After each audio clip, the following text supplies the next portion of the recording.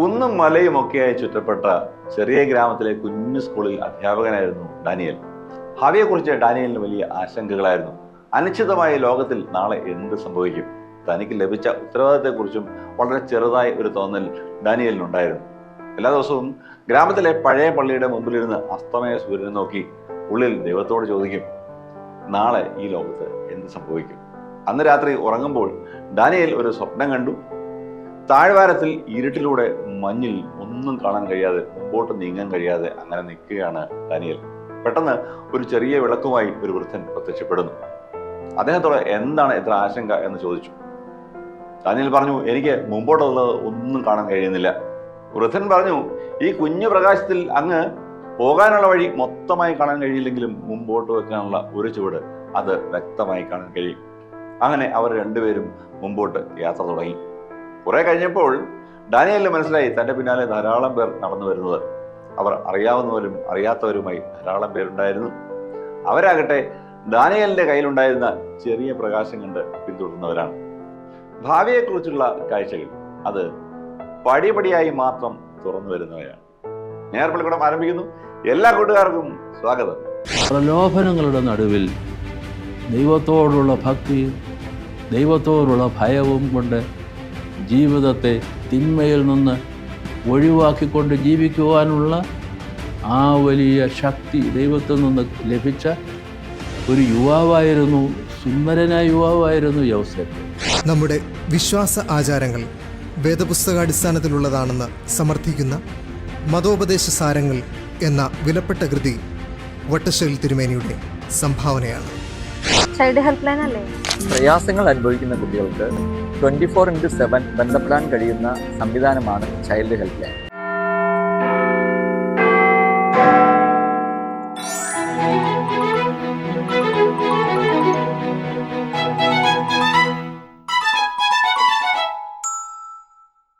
ഭാവിയെക്കുറിച്ച് എത്ര ആശങ്കയുണ്ടെങ്കിലും എത്തേണ്ടുന്ന വഴി, എത്തേണ്ടുന്ന ഇടം, അതിനെക്കുറിച്ച് എത്ര വ്യക്തത ഉണ്ടെങ്കിലും പിന്നീട് എണ്ണുന്ന വഴി അത്ര സുതാര്യമാവണമെന്നില്ല. ഓരോ ചുവടും മുമ്പോട്ട് വെച്ച് പോകണമെങ്കിലും അത് തെളിമയുണ്ടാകാൻ ഒരല്പം പ്രകാശം കയ്യിലുണ്ടാവണം. വാഗ്ദാനങ്ങളുടെ പിന്തുണ ഉണ്ടായിട്ടും അബ്രഹാമും ഇസഹാക്കും യാക്കോബും എല്ലാം വഴി പിന്നിട്ടത് അങ്ങനെ തന്നെയാണ്. പിന്നീട് ഗോത്രപിതാക്കന്മാരായ യാക്കോബിന്റെ 12 മക്കൾക്കും അങ്ങനെ തന്നെയായിരുന്നു. അതിലും ഏറെ വ്യത്യസ്തമായിരുന്നു 11ാമൻ ജോസഫിന്റെ കാര്യം. അഭിനയ ഡോക്ടർ ഗബ്രിയേൽ മാർ ഗ്രിഗോറിയോസ് മെത്രാപ്പോലീത്തയുടെ സന്ദേശത്തിലേക്ക് 11ാമൻ ജോസഫ്.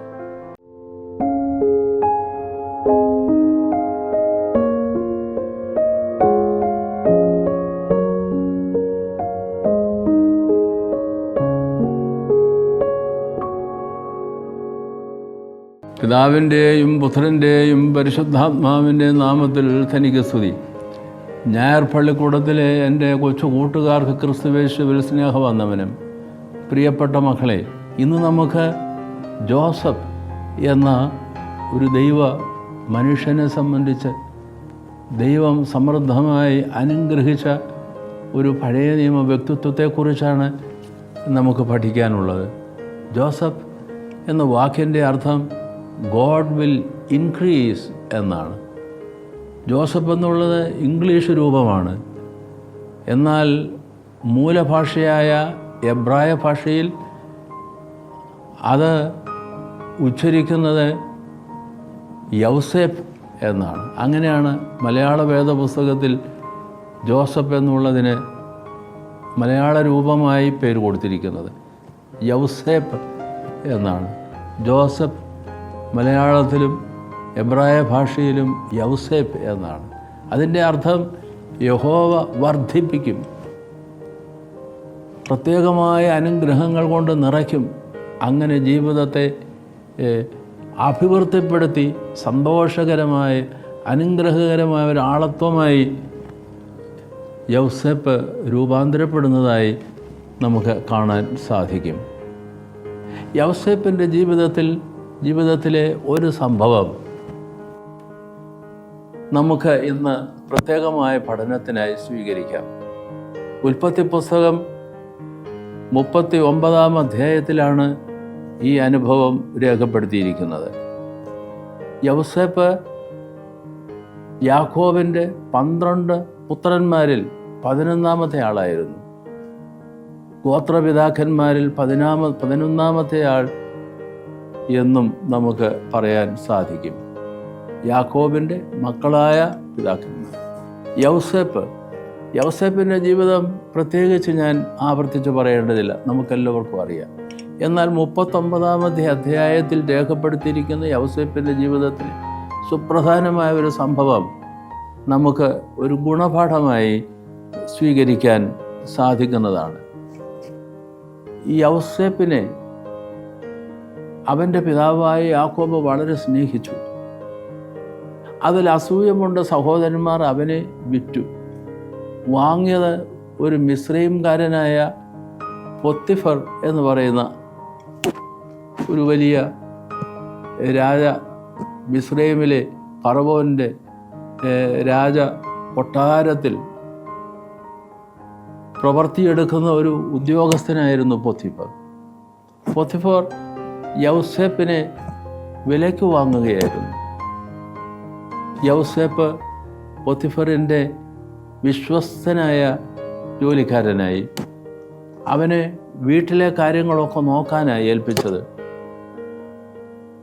അവിടെ 39-ാം അധ്യായത്തിൽ ആവർത്തിച്ച് രേഖപ്പെടുത്തിയിരിക്കുന്ന ഒരു കാര്യം, യൗസേപ്പിനെ ദൈവം സ്നേഹിച്ചു, യൗസേപ്പിനെ ദൈവം അനുഗ്രഹിച്ചു. അതുകൊണ്ട് അവൻ എവിടെയൊക്കെ ആയിരുന്നുവോ അവിടെയെല്ലാം ദൈവകൃപ ലഭിച്ചു. യൗസേപ്പിന് മാത്രമല്ല, എവിടെയാണോ അവനായിരുന്നത് അവിടെയെല്ലാം. പൊത്തിഫറിൻ്റെ ഭവനത്തിൽ അവനെ വീട്ടുകാര്യങ്ങളൊക്കെ ഗൃഹകാര്യങ്ങളൊക്കെ നോക്കുന്നതിന് ഏൽപ്പിക്കുകയായിരുന്നു. കുറച്ച് കഴിഞ്ഞപ്പോൾ അവിടെ രേഖപ്പെടുത്തുന്നത് യൗസേപ്പിനോടുകൂടെ ദൈവമുണ്ട്, അവൻ ചെയ്യുന്നതൊക്കെയും മംഗളകരമായി വരുന്നു. അങ്ങനെയാണ് രേഖപ്പെടുത്തുന്നത്. യൗസേപ്പിനോടുകൂടെ ദൈവമുണ്ട്, അവൻ ചെയ്യുന്നതൊക്കെയും മംഗളകരമായി വരുന്നു, അനുഗ്രഹകരമായി വരുന്നു. ഇത് പൊത്തിഫർ കണ്ടു. അപ്പോൾ അവന് വീടിൻ്റെ മുഴുവൻ കാര്യവിചാരകനാക്കി. ആ ഭവനം ഒരു വലിയ ഉദ്യോഗസ്ഥൻ്റെ ഭവനമാണ്. അതുകൊണ്ട് ധാരാളം കാര്യങ്ങൾ നോക്കി നടത്താനുണ്ട്. അതെല്ലാം യൗസേപ്പ് വിശ്വസ്തയോടെ നടത്തി. പക്ഷെ പ്രത്യേകമായി കാണുന്നത്, അവൻ ഏറ്റെടുത്ത് നടത്തുന്നതെല്ലാം ദൈവസന്നിധിയിൽ പ്രസാദകരമായിരുന്നു, അനുഗ്രഹകരമായിരുന്നു എന്നാണ്. യൗസേപ്പ് യുവാവായിരുന്നു, സുന്ദരനുമായിരുന്നു. പക്ഷേ അതോടൊപ്പം വലിയ ദൈവഭക്തൻ.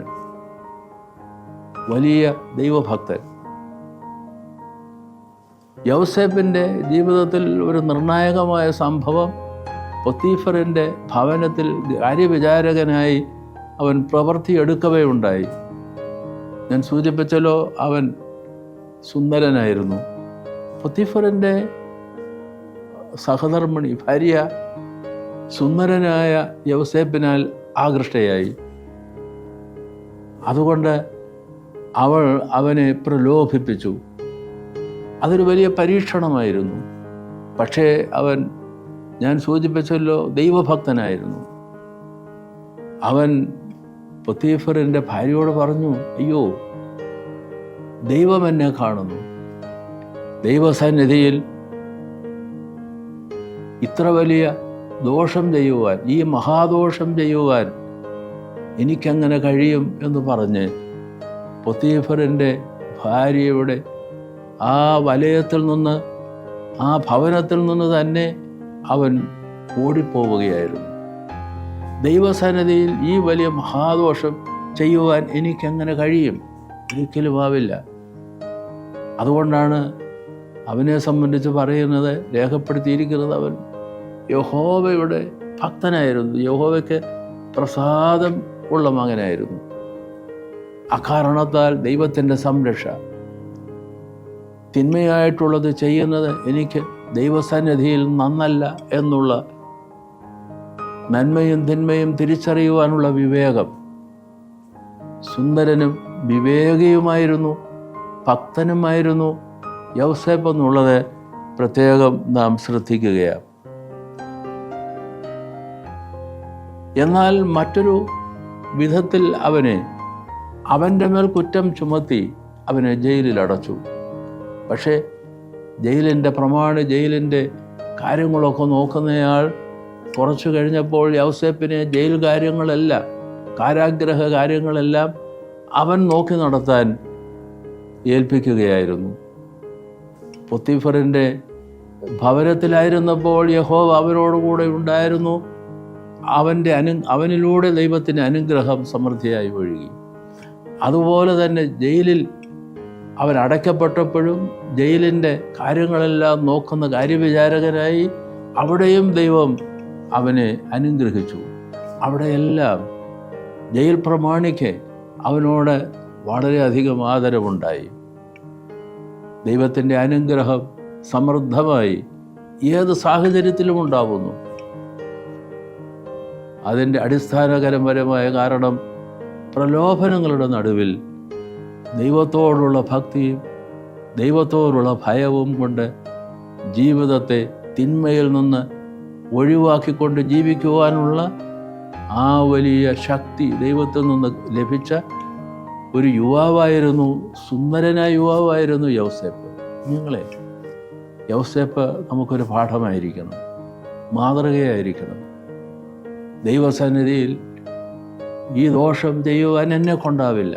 തിന്മകളുടെ പ്രേരണ വരുമ്പോൾ, ആകർഷണമുണ്ടാവുമ്പോൾ, പരീക്ഷയുണ്ടാവുമ്പോൾ തീർച്ചയായും ആ ഒരു ദൈവ സാമീപ്യം, ദൈവം കൂടെയുണ്ടെന്നുള്ള, ദൈവം കാണുന്നുവെന്നുള്ള ഒരു വിവേകം, ഒരു തിരിച്ചറിവ് നിലനിർത്തിയത് കൊണ്ട് യൗസേപ്പ് അനുഗ്രഹീതനായി തീർന്നു എന്ന് നമുക്ക് തുടർന്നും കാണാനായിട്ട് സാധിക്കും.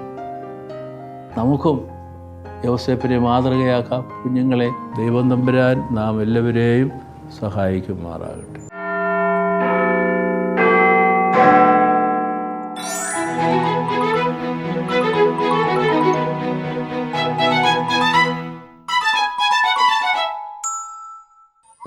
ഹലോ, ചൈൽഡ് ഹെൽപ്പ് ലൈൻ അല്ലേ? ഹലോ, ചൈൽഡ് ഹെൽപ്പ് ലൈൻ അല്ലേ?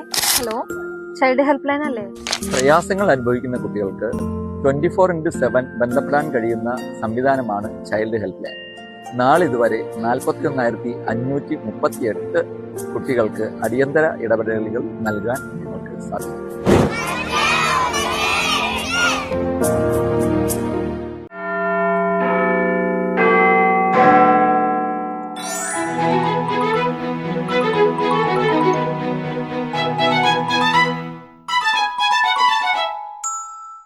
കഴിഞ്ഞ ഫെബ്രുവരി 24-നായിരുന്നു പരിശുദ്ധനായ വട്ടശ്ശേരിൽ മാർ ദീവന്നാസ്യൂസ് തിരുമേനിയുടെ ഓർമ്മ പെരുന്നാൾ.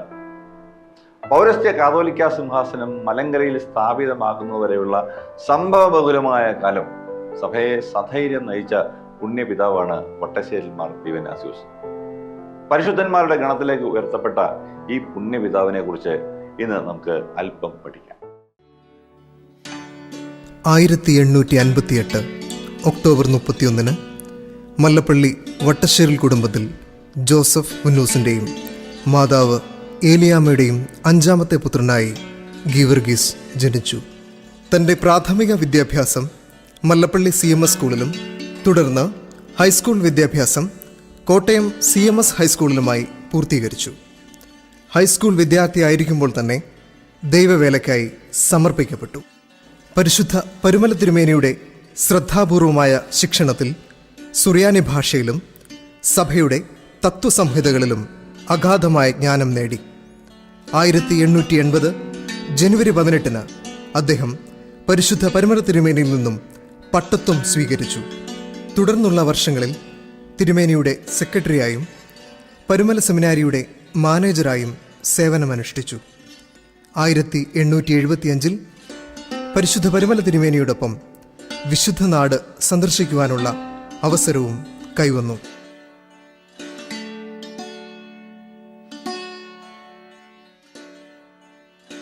തൻ്റെ സുറിയാനി ഭാഷയിലുള്ള പ്രാവീണ്യവും സഭയുടെ കാനോനികമായ തത്വങ്ങളിലും വിശ്വാസങ്ങളിലുമുള്ള അഗാധമായ പാണ്ഡിത്യവും അദ്ദേഹത്തെ മലങ്കര മൽപ്പാനായി മാറ്റി.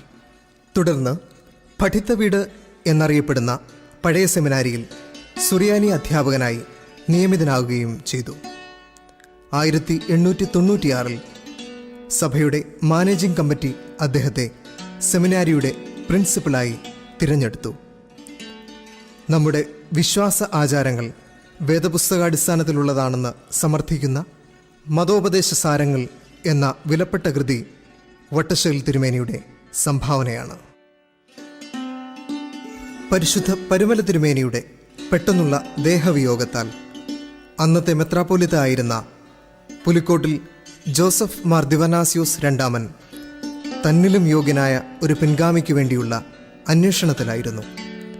ആ അന്വേഷണം ചെന്നെത്തിയതാകട്ടെ വട്ടശ്ശേരിൽ ഗീവർഗീസ് കത്തനാരിലും. 1902 ഡിസംബർ 2 കൂടിയ മലങ്കര അസോസിയേഷൻ ഫാദർ ഗീവർഗീസ് മൽപ്പാനെ റംബാൻ സ്ഥാനത്തേക്ക് നിർദ്ദേശിച്ചു. 1908 ഫെബ്രുവരി 28 മലങ്കര അസോസിയേഷൻ കൂടി മലങ്കര മൽപ്പാൻ വട്ടശ്ശേരിൽ ഗീവർഗീസ് റംബാനെ മലങ്കര മെത്രാപ്പോലിത്തായുടെ അസിസ്റ്റന്റും പിൻഗാമിയുമായി തിരഞ്ഞെടുത്തു. അതേ വർഷം മെയ് 31 യെരുസലേമിൽ വച്ച് മാർ അബ്ദുള്ള ദ്വിതീയൻ പാത്രിയർക്കീസ് അദ്ദേഹത്തെ മാർ ദിവനാസ്യോസ് ആറാമൻ എന്ന പേരിൽ മേൽപ്പട്ടക്കാരനായി വാഴിച്ചു.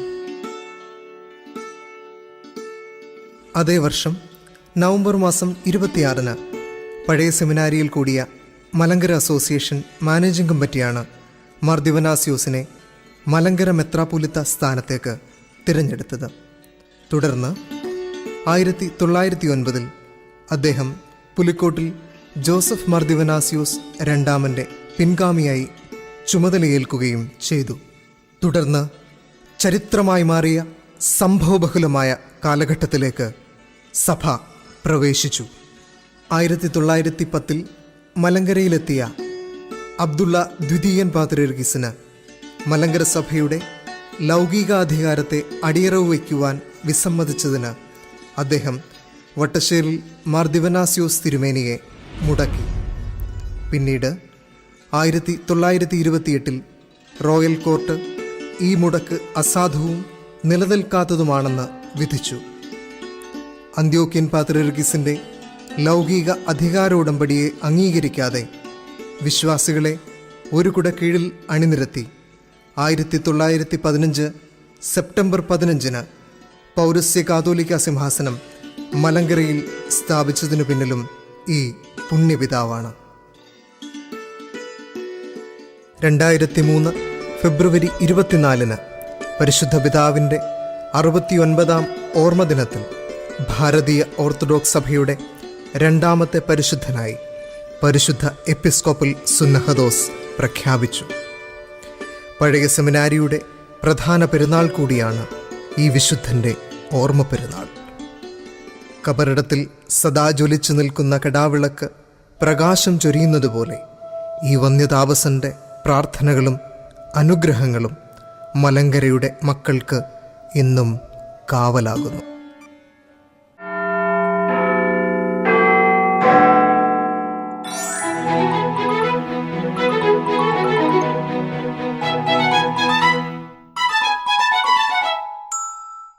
Question time. ഇന്നത്തെ ക്വസ്റ്റ്യൻ ടൈമിൽ ആദ്യം കഴിഞ്ഞ ആഴ്ച ചോദ്യം ഉത്തരം. യാക്കോബിന് പെനിയേലിൽ ലഭിച്ച പുതിയ പേര് എന്താണ്? ഇസ്രായേൽ. എല്ലാ കൂട്ടുകാരുടെയും ഉത്തരങ്ങൾ ശരിയാണല്ലോ അല്ലേ? നമുക്ക് ഈ ആഴ്ചത്തെ ചോദ്യം എന്താണെന്ന്. യാക്കോബിന്റെ മക്കളിൽ 12ാമൻ ആരായിരുന്നു? പ്രിയമുള്ള കൂട്ടുകാരെ, ചോദ്യവും ഉത്തരവും എല്ലാം സിമ്പിളാണ്. എല്ലാ കൂട്ടുകാരും നിങ്ങളുടെ ടീം ലീഡേഴ്സിന് ഇന്ന് തന്നെ ഉത്തരം അയച്ചു കൊടുക്കുക. ഞായർപ്പള്ളിക്കൂടത്തിന്റെ ഇന്നത്തെ സമയം അവസാനിക്കുകയാണ്. അഭിപ്രായങ്ങൾ കമന്റ് ബോക്സിൽ രേഖപ്പെടുത്തുക. തിരുവനന്തപുരത്തേക്ക് വിളിക്കുന്നവർ 27131000 എന്ന ഫോൺ നമ്പർ ഓർത്തു വയ്ക്കുക. ഞായർപ്പള്ളിക്കൂടം എല്ലാ ഞായറാഴ്ചയും ഇന്ത്യൻ സമയം രാവിലെ 7 മണിക്ക് ലൈവാണ്. പിന്നീട് 11:30 OSSI ബോധനം ചാനലിലും OSSI bodhanam.org എന്ന വെബ്സൈറ്റിലും ലഭ്യമാണ്. വൈകിട്ട് 7 മണിക്ക് ഗ്രിഗോറിയൻ TVയിലും ലഭ്യമാണ്. വിവിധ ഫേസ്ബുക്ക് പേജുകളിലും ലഭ്യമാണ്.